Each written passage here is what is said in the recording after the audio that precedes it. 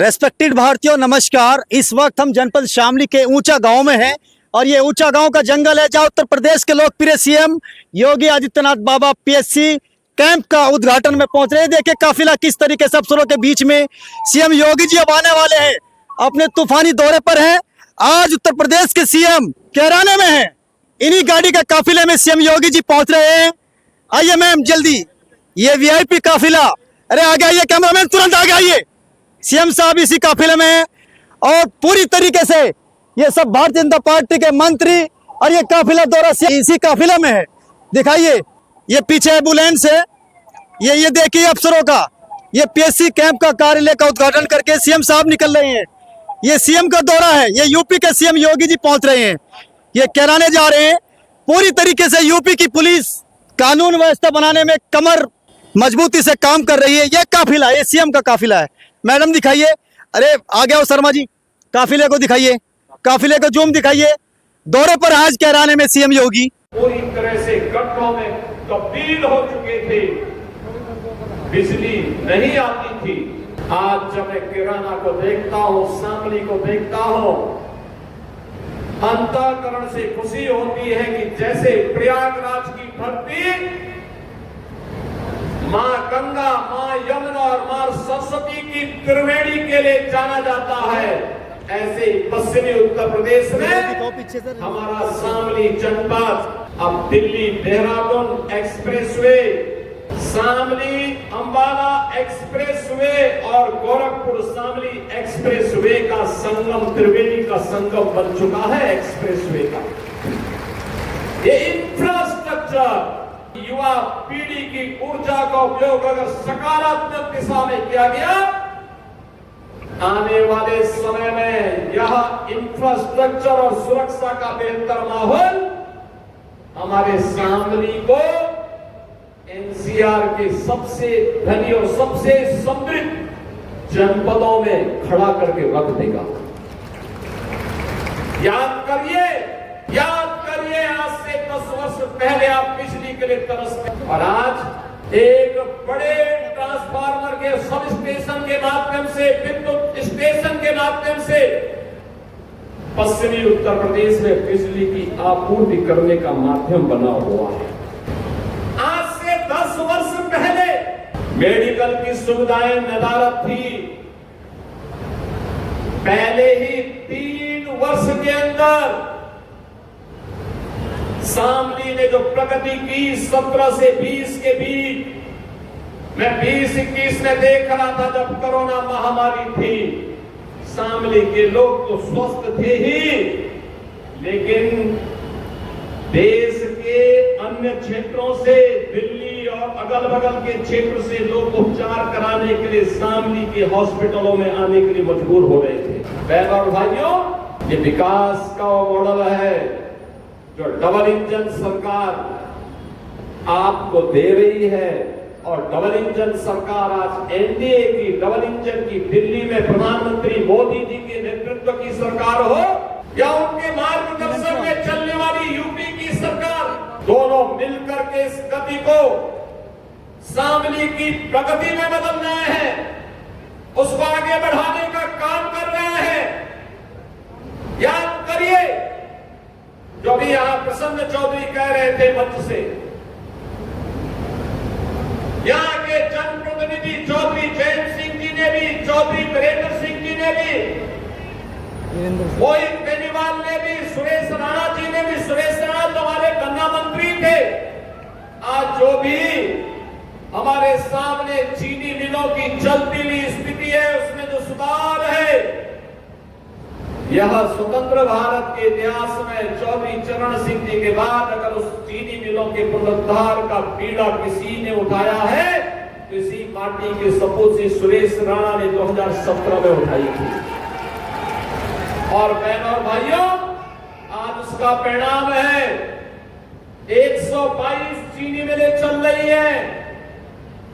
और जब मेरे सामने प्रस्ताव आया कि गन्ना किसानों के गन्ना मूल्य का भुगतान समय पे हो, उसकी व्यवस्था तो कराई गई, लेकिन ये हुआ कि दाम भी बढ़ जाता तो अच्छा होता। हमने सीधे उसको 400 रुपए कुंटल दिया है। 400 रुपए कुंटल आज के दिन पे हमारे अन्नदाता किसानों को मिल रहा है। बहन और भाइयों, 2017 में हम लोग आए थे तो हम लोगों ने तो ये मान करके सुरेश जी को ये जिम्मेदारी दी थी, लगता है कि अब ये चीनी मिलें बंद हो जाएंगी। याद करिए 2007 से लेकर के 2017 के बीच 29 चीनी मिलें सपा बसपा की सरकार में बंद हुई। 29 चीनी मिलें, 21 चीनी मिलों को इन्होंने औने पौने दाम में बेच दिया था। मैंने सुरेश जी से पूछा, मैंने कहा भी क्या होगा, चीनी मिलें बिकेंगी तो नहीं? इन्होंने कहा बिकेंगी नहीं, इन चीनी मिलों को वापस लेकर के चलाने का काम करेंगे। आज यहाँ पे कुछ योजनाओं को हम आपको समर्पित करने जा रहे हैं। ये योजनाएं जो शामली के विकास को एक नई ऊंचाई तक पहुंचाएगी। इन योजनाओं में यहाँ पर अभी हम लोगों ने बीएससी की बटालियन का काम तेजी के साथ किया है। शामली में यहाँ पर हम लोग पुलिस लाइन के निर्माण के कार्य को भी युद्ध स्तर पर आगे बढ़ाए हैं। District headquarter, integrated port complex, ये सभी यहाँ पर कार्य किए जा रहे हैं। और आज मुझे बताते हुए प्रसन्नता है कि हमारा शामली एनसीआर का पार्ट हो गया है, यानी दिल्ली के अंदर जो विकास होगा अब शामली को कोई उससे वंचित नहीं कर सकता है। यहाँ पे प्रदेश का पहला एकीकृत निजी टेक्सटाइल पार्क यहीं पे बनने जा रहा है। और बहनों भाइयों, 8,000 नौजवानों को उसमें सीधे सीधे नौकरी और रोजगार प्राप्त। मैंने आपको पहले ही बताया कि ये कार्य इसलिए संभव हो पा रहा है क्योंकि आपका समर्थन हमारे लिए एक महत्वपूर्ण, हमारी सबसे बड़ी आज की ताकत है। और उस ताकत का इस्तेमाल करते हुए आज हम सब कार्य कर रहे हैं। आज आपकी नई पहचान बन रही है। अब शामली पहचान के लिए मोहताज नहीं है, करने के मिठास के लिए भी, और साथ साथ एक्सप्रेसवे के एक नए हब के रूप में अपनी पहचान को बनाने के लिए, उस पहचान को आगे बढ़ाने के लिए आज हम सब यहाँ पर ढेर सारी परियोजनाओं के लोकार्पण के कार्यक्रम को भी यहाँ संपन्न किए हैं।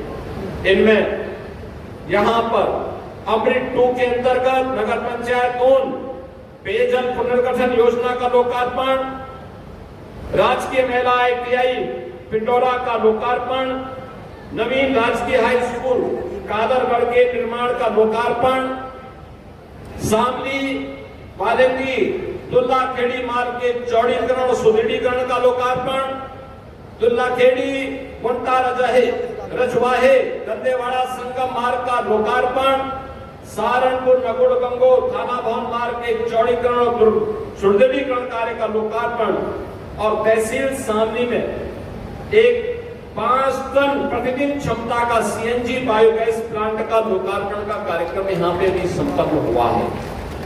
बहनों और भाइयों, इसके साथ ही नगर पालिका परिषद कैराना, नगर पालिका परिषद शामली के पेयजल पुनर्गठन का शिलान्यास का कार्यक्रम भी यहाँ संपन्न हो रहा है।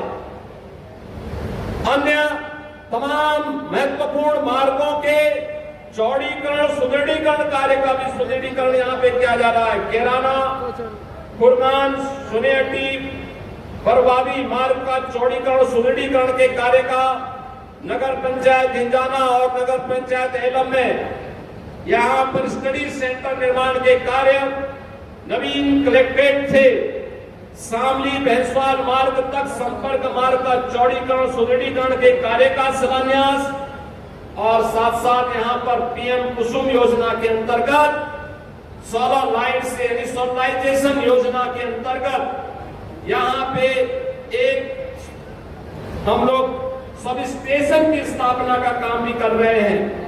इसके साथ सेंटर ऑफ एक्सीलेंस कार्य किया जा रहा है।